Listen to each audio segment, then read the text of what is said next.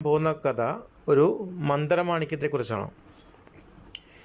മങ്ങാട്ടുമനക്കിലെ മങ്ങാട്ടച്ചൻ വലിയ ദയാലുവും പരോപകാരിയുമായിരുന്നു. പരോപകാരം ചെയ്തും ദാനധർമ്മങ്ങൾ ചെയ്തും മങ്ങാട്ടച്ചൻ്റെ ഇല്ലം തീരെ മുടിഞ്ഞു. ഇല്ലം മുടിഞ്ഞെന്നു കണ്ടപ്പോൾ മങ്ങാട്ടച്ചൻ നാടും വീടും വിട്ട് വല്ലയിടത്തും പോയി തുലയാൻ തീരുമാനിച്ചു. ഒരു ദിവസം മങ്ങാട്ടച്ചൻ സങ്കടത്തോടെ മങ്ങാട്ടുമനക്കിൽ നിന്നും യാത്രയായി. യാത്ര തിരിക്കുമ്പോൾ അദ്ദേഹത്തിൻ്റെ കയ്യിൽ ഒരു കുടുക്ക പണവും ഒരു ഓട്ടുകിണ്ണവും ഒരു ഓലക്കടയും മാത്രമേ ഉണ്ടായിരുന്നുള്ളൂ. മങ്ങാട്ടച്ചൻ നടന്ന് കുണ്ടോളി കടവിലെത്തി. അപ്പോൾ ചെണ്ടക്കാരൻ ആണ്ടിപ്പണ്ടാരം ഒരു ചുണ്ടലിയെ പിടിച്ച് പുഴവെള്ളത്തിൽ മുക്കിക്കൊല്ലാൻ ഒരുങ്ങുന്നതാണ് കണ്ടത്.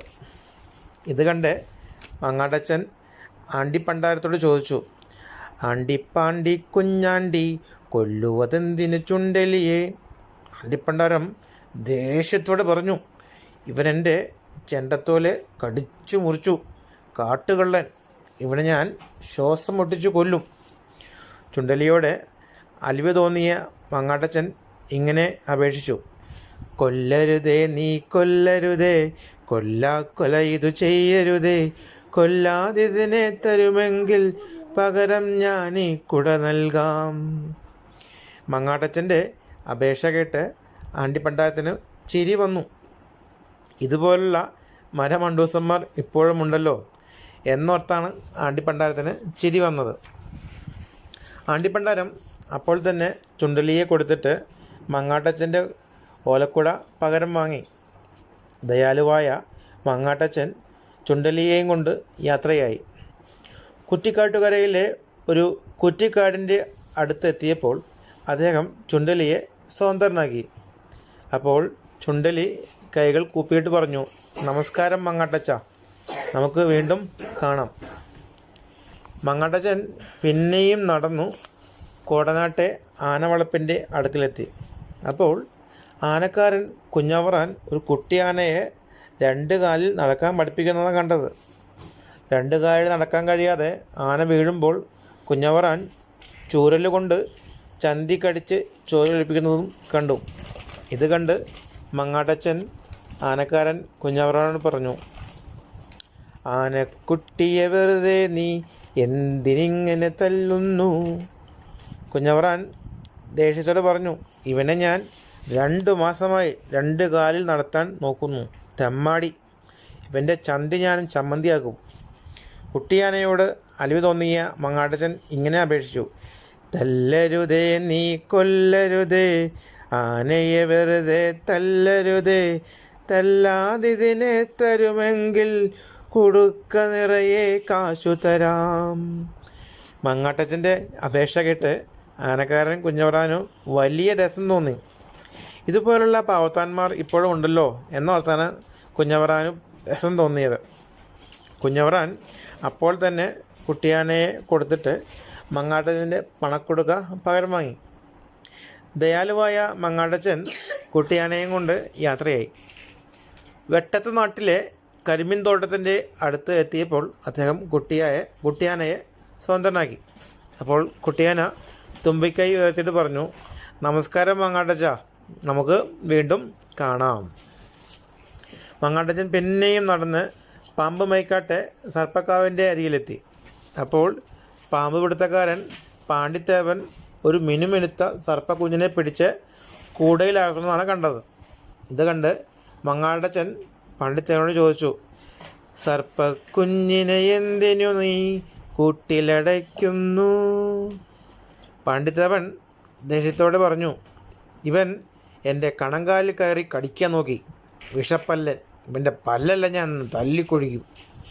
സർപ്പക്കുഞ്ഞിനോട് അലിവ് തോന്നിയ മങ്ങാട്ടച്ചൻ ഇങ്ങനെ അപേക്ഷിച്ചു, അയ്യോ സർപ്പക്കുഞ്ഞിനെ നീ കൂടക്കുള്ളിലടക്കരുതേ, അതിനെ തന്നാൽ പകരം ഞാൻ കിണ്ണമൊരെണ്ണം തന്നിടാം. മങ്ങാട്ടച്ചൻ്റെ അപേക്ഷ കേട്ട് പാണ്ഡിത്തേവന് സഹതാപതമാണ് തോന്നിയത്. ഇതുപോലുള്ള അരക്കിറുക്കന്മാർ ഇപ്പോഴും ഉണ്ടല്ലോ എന്നോർത്താണ് പാണ്ഡിത്യവന് സഹതാപം തോന്നിയത്.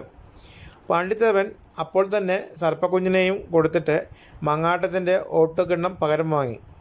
ദയാലുവായ മങ്ങാട്ടച്ചൻ സർപ്പക്കുഞ്ഞിനെയും കൊണ്ട് യാത്രയായി.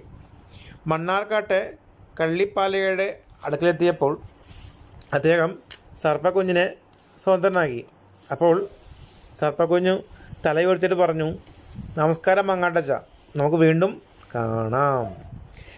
മങ്ങാട്ടച്ചൻ പിന്നെയും നടന്ന് തിരുവാഴിയൂരിലെ നാടുവാഴി തമ്പുരാൻ്റെ 4 കെട്ടിൻ്റെ നടപ്പുര വാതിൽക്കലെത്തി. അപ്പോൾ നേരം വല്ലാതെ ഇരുട്ടിക്കഴിഞ്ഞിരുന്നു കേട്ടോ.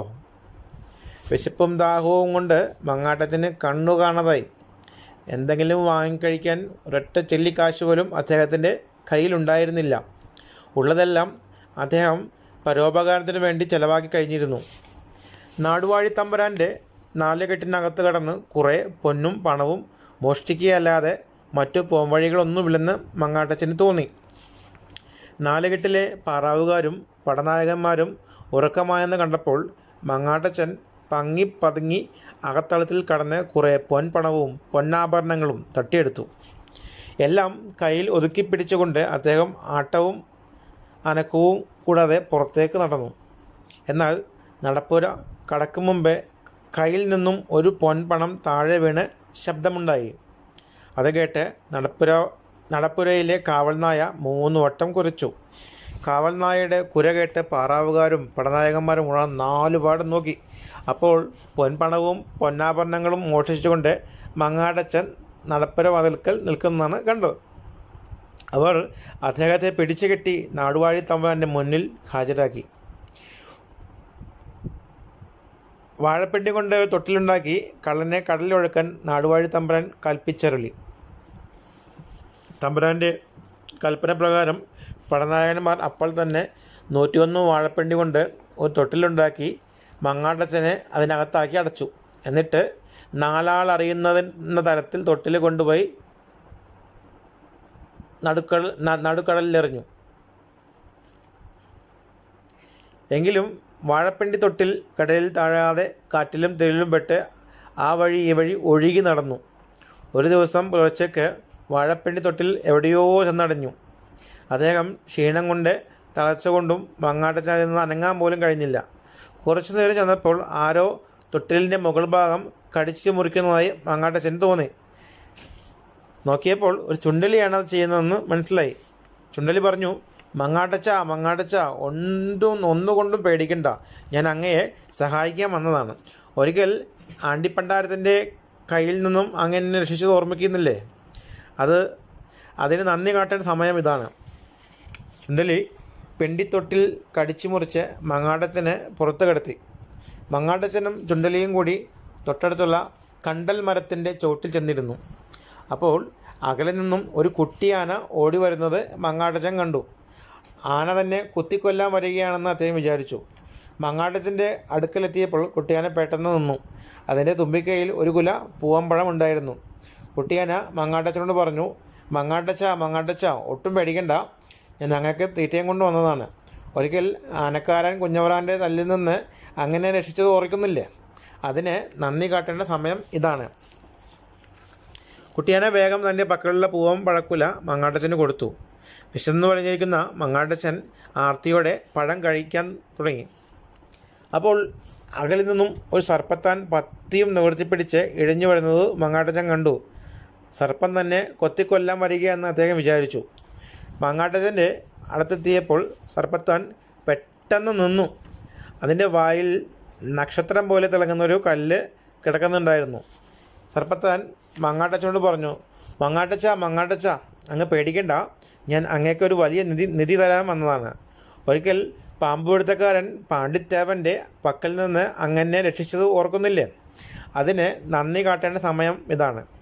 സർപ്പത്താൻ വേഗം തൻ്റെ വായിലുള്ള മാണിക്യക്കല്ല് മങ്ങാട്ടച്ചന് കൊടുത്തു. എന്നിട്ട് പറഞ്ഞു, ഇത് വെറും മാണിക്യക്കല്ല, ഇത് വെറും മാണിക്യമല്ല, മന്ത്രമാണിക്യമാണ്.